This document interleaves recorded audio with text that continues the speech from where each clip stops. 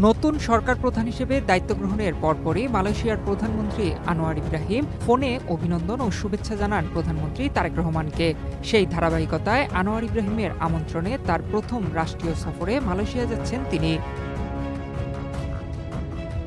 আগামী ২১ ও ২২ জুন ২ দিনের এই সফরে প্রধানমন্ত্রী তারেক রহমান মালয়েশিয়ায় অবস্থান করবেন। এ সফরকে ঘিরে দেশটিতে বসবাসরত বাংলাদেশি প্রবাসীদের মধ্যে ব্যাপক উৎসাহ উদ্দীপনা বিরাজ করছে। হাইকমিশন সূত্রে জানা যায়, মালয়েশিয়া সরকারের আমন্ত্রণে এই সফরকে ঘিরে কুয়ালালামপুর বাংলাদেশ মিশন ও মালয়েশিয়া সরকারের মধ্যে নিয়মিত যোগাযোগ অব্যাহত রয়েছে।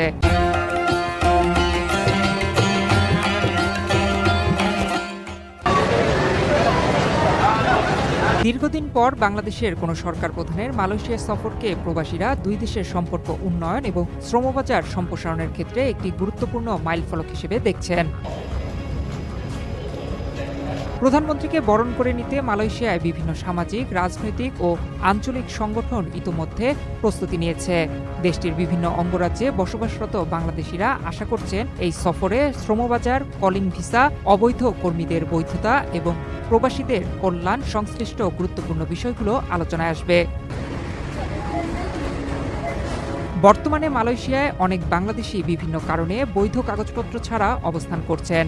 কেউ নিয়োগকর্তার প্রতারণার শিকার, আবার কেউ কর্মসংস্থান সংকটের কারণে অনিয়মিত অবস্থায় রয়েছেন।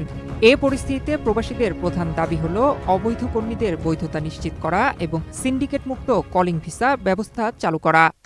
এখানে অনেক কষ্টে অনেকভাবে অনেক অবৈধ লোক আছে। আমার আবেদন এবং জনগণের আবেদন, প্রবাসী জনগণের আবেদন, আমাদের প্রধানমন্ত্রী আসতেছে মালয়েশিয়াতে। আমরা আশা করি আমাদের প্রধানমন্ত্রী এই দেশের প্রধানমন্ত্রীর সাথে আলাপ আলোচনা করিয়া যেহেতু অবৈধ লোকগুলোর বৈধতা দেওয়ার জন্য একটা আবেদন আমাদের সকলের মিলে প্রবাসী হিসাবে।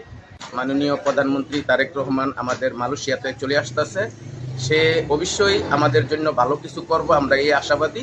মালয়েশিয়া ২১ তারিখে আসতেছেন এবং আমাদের আবেদন, আমাদের যারা প্রবাসী, যারা অসুবিধার মধ্যে আছে এবং খারাপ পরিস্থিতির মধ্যে আছে, তাদেরকে দেখার জন্য এবং সুস্থ ব্যবস্থা করার জন্য আমি প্রবাসীদের পক্ষ থেকে আবেদন করছি সকলকে, এবং আমাদের মাননীয় প্রধানমন্ত্রী যেন এটা